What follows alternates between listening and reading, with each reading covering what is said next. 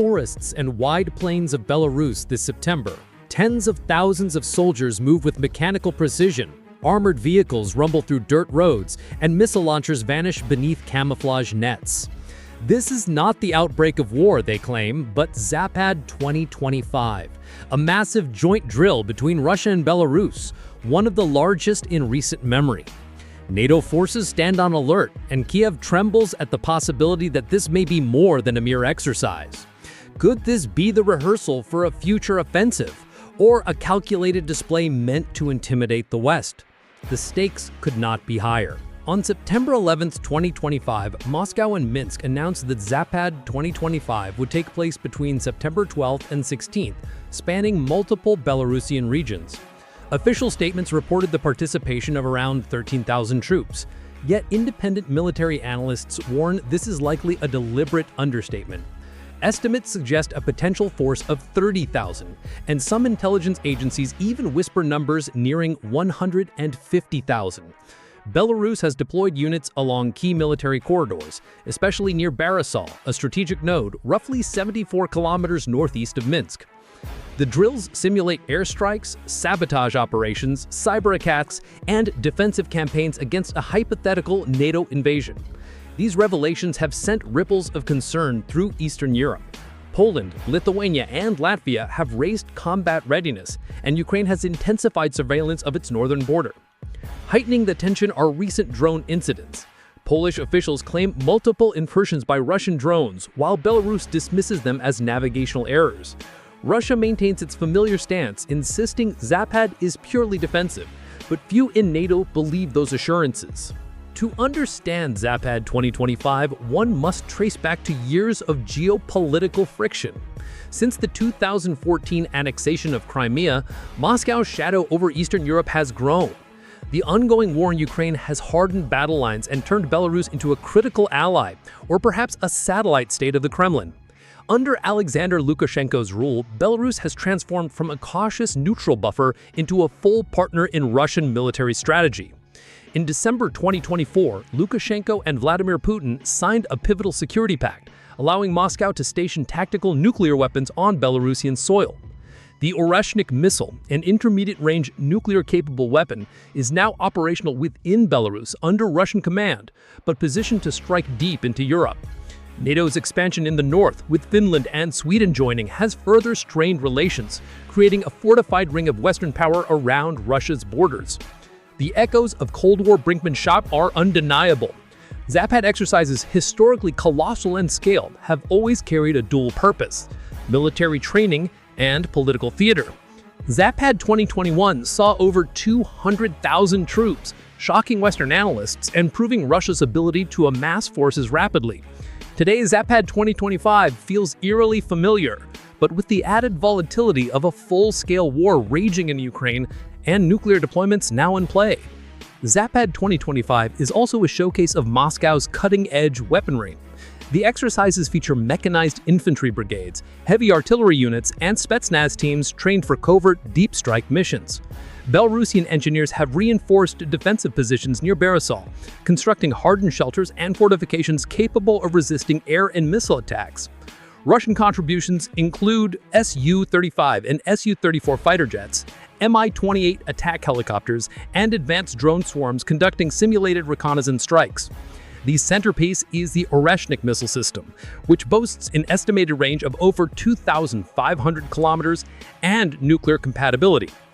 Air defense networks will be stress-tested, with the S-400 Triumf and Buk-M3 creating an overlapping shield designed to repel modern NATO aircraft and missiles.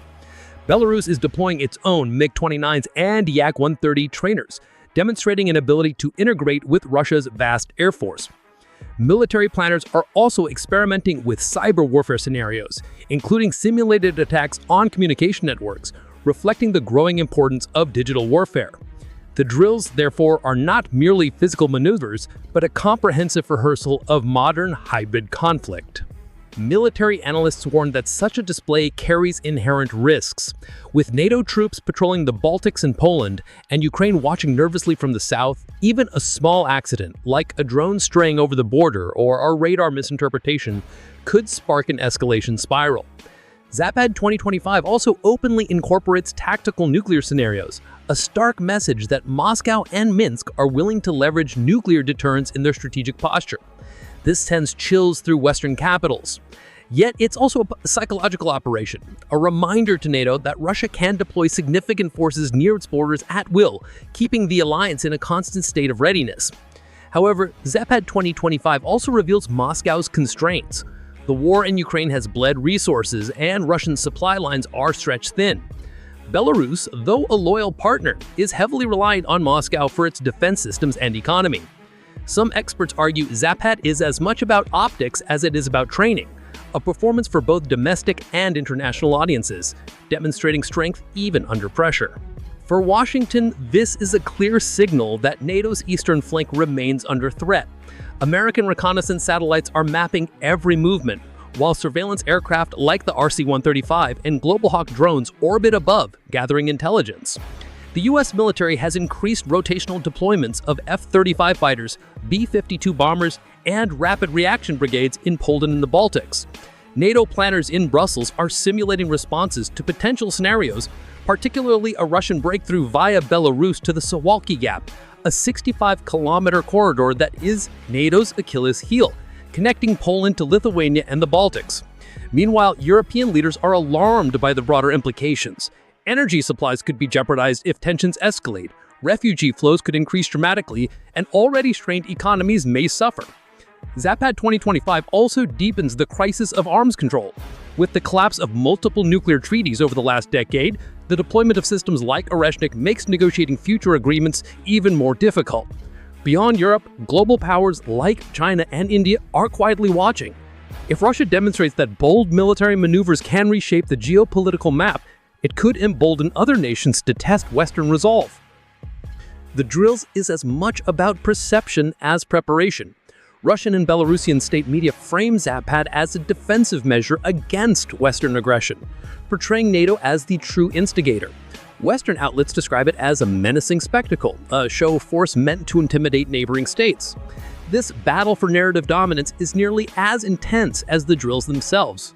Social media is flooded with satellite imagery showing vast convoys, camouflaged missile launchers, and sprawling training camps. For Ukraine, the message is clear. The north remains a vulnerable front, and defending Kyiv now requires vigilance not just from the east or south, but also from Belarus. Western intelligence services are carefully analyzing patterns in troop deployments, searching for signs that Zapad might transition into a real offensive. But the ambiguity is deliberate. Uncertainty keeps NATO forces stretched and creates leverage for Moscow at the negotiating table. Zapad 2025 is not just another drill. It is a theater of power projection, a chess move on the grand board of geopolitics. The presence of nuclear-capable systems raises the stakes to levels unseen since the Cold War. The next few days will test not only military readiness, but also diplomatic agility, leadership courage, and the delicate balance between deterrence and provocation. NATO jets roar over Poland and the Baltics, while Russian bombers patrol Belarusian skies. A chilling reminder of how quickly peace and war can blur. Will Zapad 2025 pass into history as a dramatic exercise, or as the prelude to a wider conflict? The world is watching, holding its breath, waiting for answers. Tell us what you think. Is Zapad 2025 a legitimate defensive operation or an unnecessary provocation that could ignite a global crisis? Share your thoughts in the comments below, subscribe for deeper coverage, and hit the bell icon to stay updated. Because in a world where peace and war walk side by side, information is your best defense.